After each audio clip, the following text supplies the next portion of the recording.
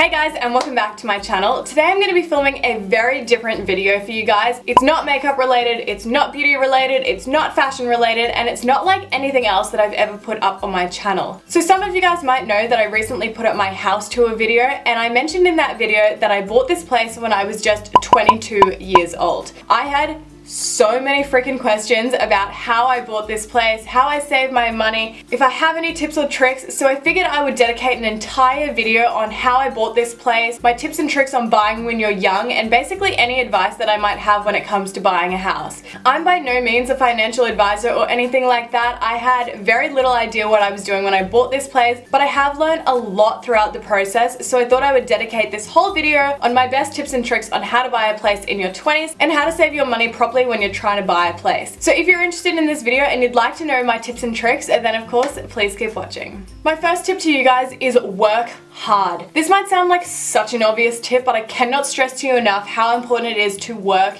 your bum off. I started working when I was 14 years old. I worked all the way through high school. I worked in every job you could ever think of. I worked in kitchens, I worked in bars, I worked in retail. I did freaking everything, but I always had a job. I was working all through my high school years. Then I went to university and I worked all through university. So when I was at uni, I was working on the weekends, I was working between my prac times, I was working night duty. I basically worked whenever I could, and it really wasn't an option not to have a job. So my starting tip for you guys is work hard. There is no other way to save money other than to work hard. My second tip for you guys is learn to save. Now this is a really tough one, and I get so many questions on how I saved enough money to actually buy this place. So saving is obviously super important because when you go to buy a place, you need enough money for a deposit, and the only way you're going to get money from that is if you've saved it. So while I was working, I was always putting away a lot of money towards my savings. So say for the fortnight I made $1,000, I would always put away even more than 50% of that into savings. So I was putting away about $700 into savings and keeping $300 of that out for like expenses or for spending money and going out with your friends, because you do need a life balance, but you need to know that you're putting away enough money that's going to go into your savings that's going to help you out. Saving is really hard, and there are lots of tips and tricks online, but my biggest one for me was just to always make sure that I was putting a decent amount of my pay and a decent amount of money that I was making into a savings account, so it wasn't just sitting there tempting me to like go out and spend it all. My third main tip is to sacrifice. Now this comes along with saving. So saving isn't easy, and I made sure that I let my friends all know when I was getting serious about buying a house. I told them, you know what guys, I can't come out for lunch all the time. I'm not going to be able to go to the clubs. I'm not going to be able to do all this extra stuff and go for coffee all the time. You have to sacrifice. So for me, I wasn't able to travel as much. I couldn't go away on holidays as much. I couldn't spend as much time with my friends. I couldn't buy all the latest new clothes that I wanted. It just wasn't an option, and it was really important that I did that and sacrificed it because I had a main goal. So to do that, I just had to sacrifice a lot of my like social life and a lot of my extra expenses, and that way with all that money that I was saving, it was going towards this house. My fourth tip for you guys is live at home for as long as you possibly can. Honestly, I know that's not an option for everyone, but for me, I've always lived at home. I never moved out, I never rented, and I knew that that was something that I was always going to do. My parents were really supportive of me living at home, especially while I was at uni and I was studying and not making as much money. They encouraged me from the beginning to stay at home for as long as possible so I could save.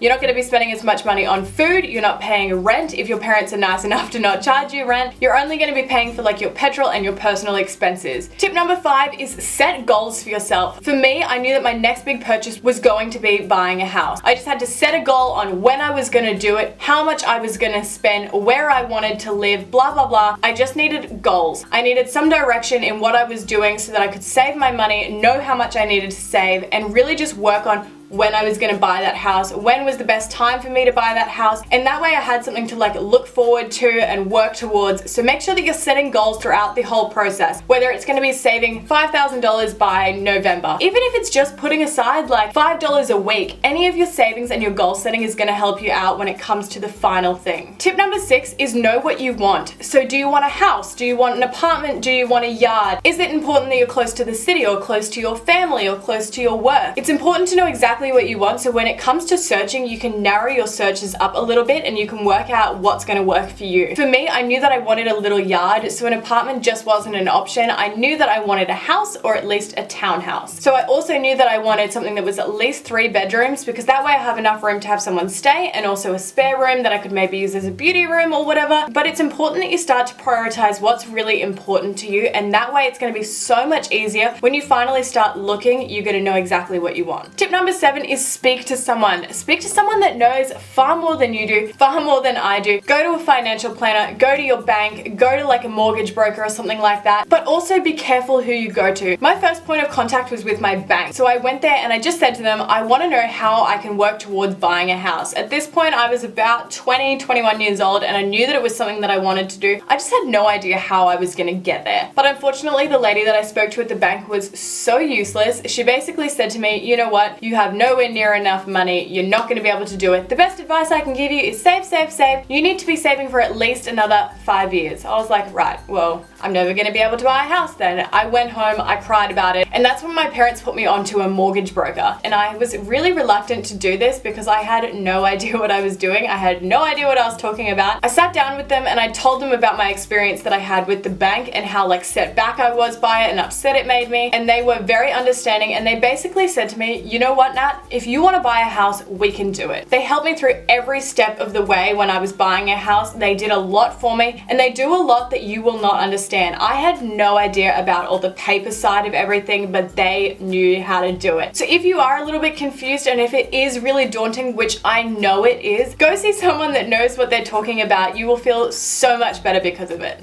Tip number 8 is be willing to compromise. Now this is a kind of a crappy one, but it's got to be done. For me, I've always lived super close to the city in my parents' place and in other properties, so I wanted to live in those suburbs. I wanted to be like 5Ks from the city, and I wanted to have like a 4-bedroom house. I thought my budget was like $500,000. Yeah, no, and no. So I spoke to my mortgage broker, and they basically took my wage and everything, and they told me what was realistic for me and what I could afford, which was a lot less than I initially thought. So with this news, I kind of had to work out what I could now afford versus what I thought I could afford. So for me, I still wanted to be close to the city, but it meant moving a couple more suburbs out so that I was still close to the city, but it was going to be in my price range now. I also knew that I probably couldn't afford a house that I really wanted, maybe that was 4 bedrooms or whatever, but a townhouse became an option. You might also be set on a beautiful kitchen, 2 bathrooms, beautiful carpet or hardwood flooring or whatever. It's not the end of the world. You are able to make changes to your house, and that is the bonus of owning your place, is that you can make those changes that you want. Tip number 9 is don't buy the first house that you see. Trust me, buying a house is friggin' emotional. Oh my god, there were nights that I bawled my eyes out throughout this whole process. I looked at a couple of places before this one and they just weren't right, but when you're there, you're like, I need this house, I've got to buy this house, there's not going to be anything like it.